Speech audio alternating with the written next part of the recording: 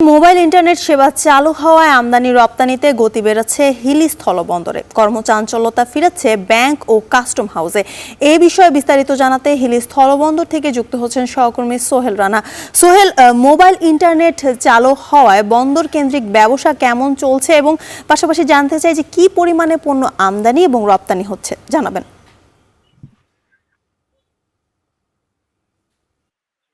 যেটিকে আপনাকে একটু জানিয়ে রাখি যে ইন্টারনেট পরিষেবার কারণে একটা স্থবিরতা কিন্তু নেমে এসেছিল হিলিস্থল বন্দরের আমদানি রপ্তানি গতিতে। তবে ব্রডব্যান্ড লাইন এবং ইন্টারনেট যে সেবা সেটি সচল হবার পর থেকে কিন্তু আবারও আমদানি রপ্তানি যে গতি সেটি কিন্তু বৃদ্ধি পেয়েছে। আমরা দেখেছি বিগত সময়গুলোতে যেখানে প্রায় 10 থেকে 15 ট্রাক পণ্য আমদানি হতে ইন্টারনেট পরিষেবা বন্ধ থাকবার ফলে এখন কিন্তু সেই আমদানির পরিমাণ বেড়ে কিন্তু দাঁড়িয়েছে প্রায় 77 থেকে 80 ট্রাক এবং কোনোদিন 90 ট্রাকও কিন্তু পণ্য আমদানি হয়েছে এই বন্দর দিয়ে আমরা দেখেছি। এবং গতকাল যখন 4G যে ইন্টারনেট সেবা চালু করেছে সরকার, তারপর থেকে কিন্তু ব্যবসায়ীদের মধ্যে আরেকটি কর্মপ্রাণচাঞ্চল্যতা ফিরে এসেছে, কারণ তারা কিন্তু এই ইন্টারনেট পরিষেবা চালুর ফলে সহজে বিল অফ পেমেন্টে দাখিল এবং এলসি খোলা থেকে শুরু করে আমদানি রপ্তানির যে কার্যক্রমে রয়েছে অনলাইন সিস্টেমে সেটি কিন্তু সহজে করতে পারবে। সেজন্য কিন্তু তাদের মধ্যে একটা স্বস্তি ফিরে এসেছে এবং তারা সেই কাজগুলো করছে এবং আমদানি রপ্তানির যে গতি সেটি আরো বাড়ার সম্ভাবনা তারা বলছেন যে বিশেষ করে এই ইন্টারনেটের সাথে আসলে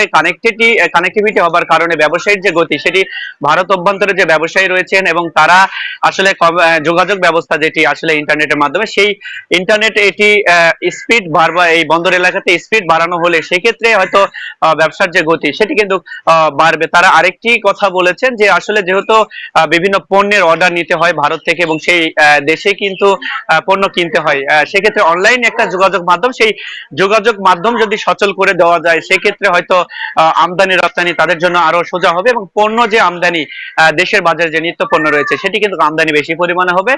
বাজারে সেই পণ্যগুলোর দাম কিন্তু নিয়ন্ত্রণে আসবে বলে তারা কিন্তু আমাকে জানিয়েছেন। আমি সকালে কিন্তু কথা বলেছি ব্যাংক কর্মকর্তা এবং কাস্টমস ব্যবসায়ীদের সাথে। তারা যেটি বলছেন আসলে ইন্টারনেট পরিষেবা বন্দর এলাকাতে যখন থাকে তখন কিন্তু আসলে যে আমদানি রপ্তানি গতি সেটি কিন্তু বাড়ে, কারণ ব্যাংকগুলোতে এলসি খুলতে সহজ হয় এবং কাস্টমসে বিল অফ পেমেন্টে দাখিল করতে পারে তারা।